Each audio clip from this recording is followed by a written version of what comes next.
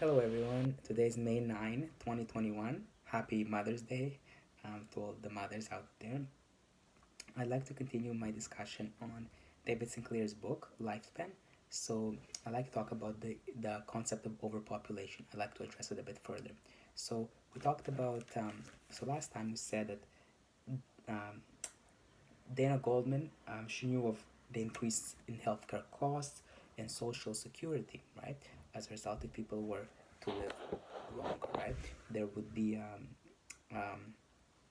higher healthcare costs if that's not the case, and also people will choose to opt for social security. And so she looked at three scenarios. One is the status quo, another one is delaying the disease, and three is delaying aging, essentially reducing all the symptoms. And essentially, this was done 50 times, and the outcomes were averaged. And so removing aging is the best, of course, because it delays all fatal and disease risks simultaneously.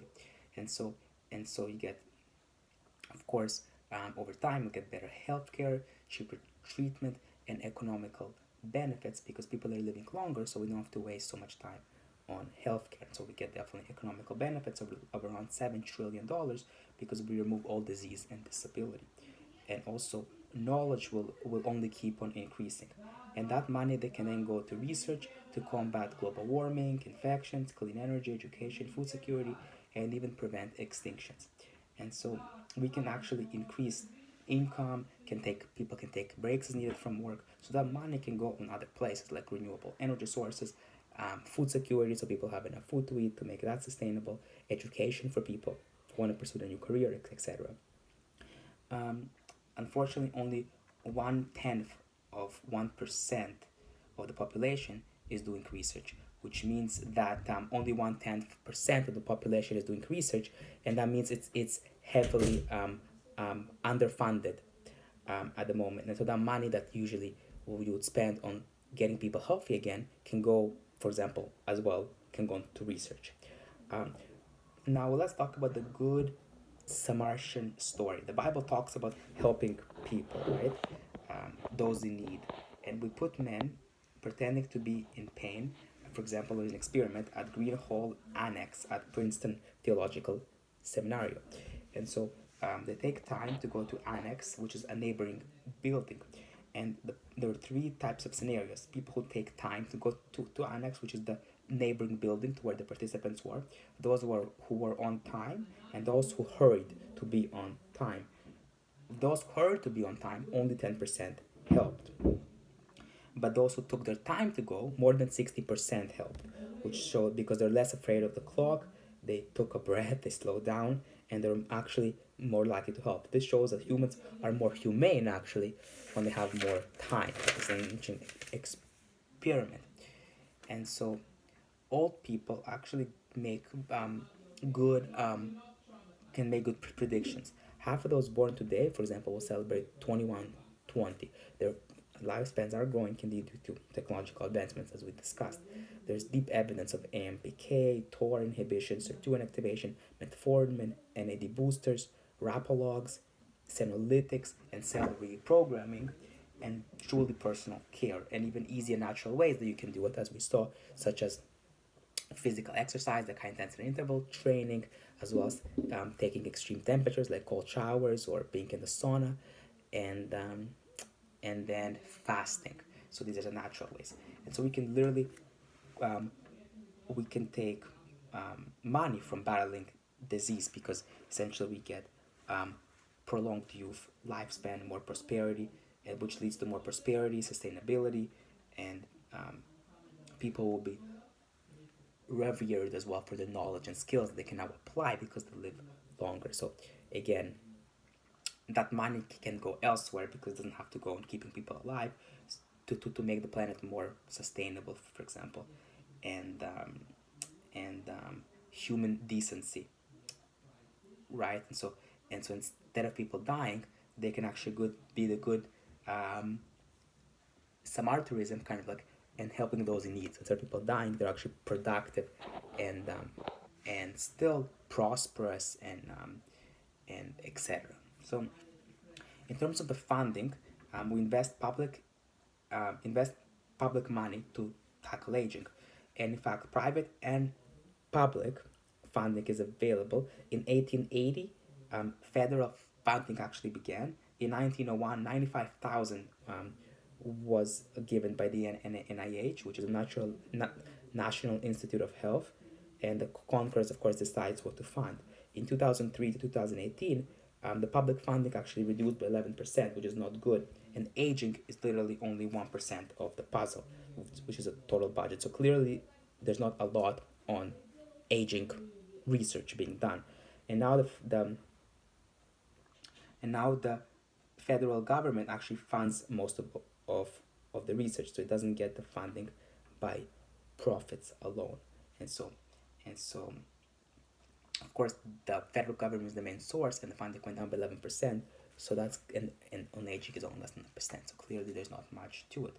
And for example, if we look at the biggest killers, we can see that heart disease is 11.7%, cancer is 9.4%, and Alzheimer's is 3% of the population. And yet the funding is 1.8 billion, 6.3 billion, and 1.9 billion, respectively. It's not very balanced out. And then obesity, which is less than 1 billion, but 30% of the population, right? So again, it's not averaged out. And also we spend like 300 billion a year on coffee, which is, and then that leaves us even less money for aging research.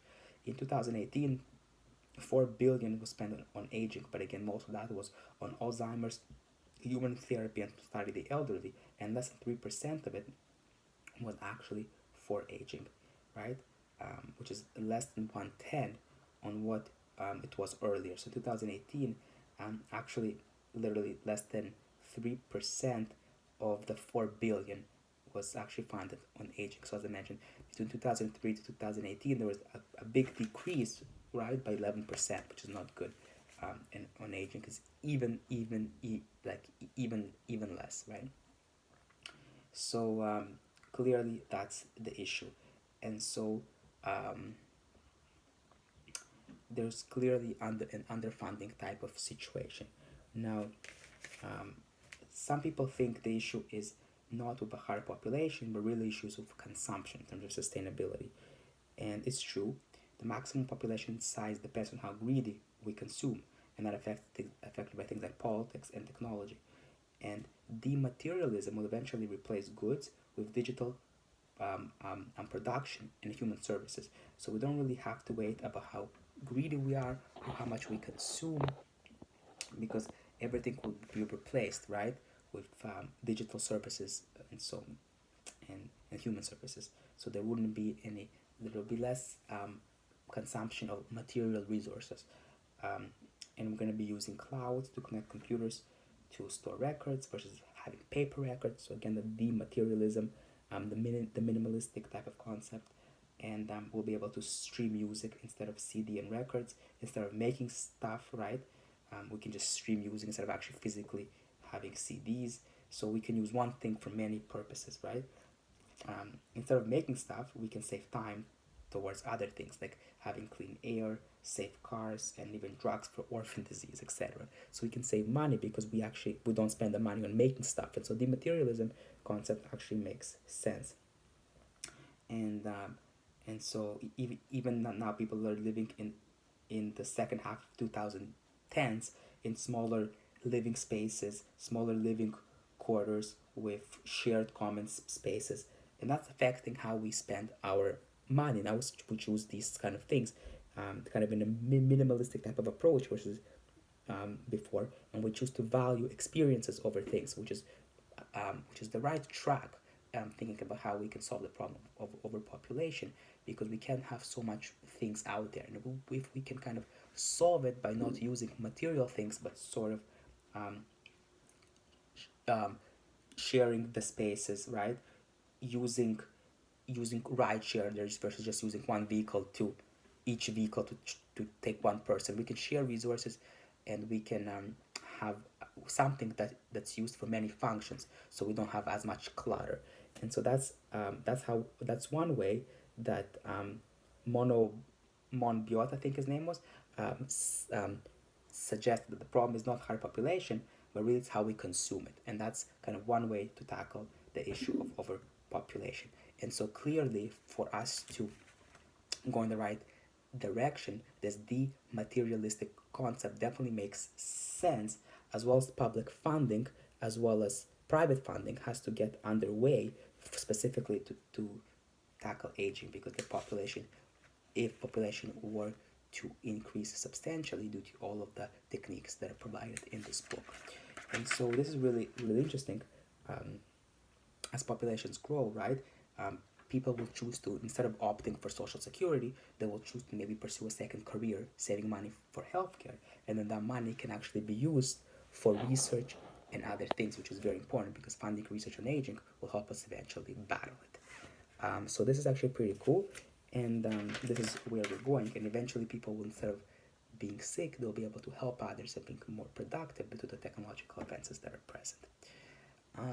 So hopefully, you guys found that this video interesting. Please subscribe to my channel if you haven't done so. Crush that like button. Don't forget to like my channel. And yeah, happy Mother's Day to all the mothers out there. Today's May 9, 2021. And as always, I will see you guys in the next video. Peace.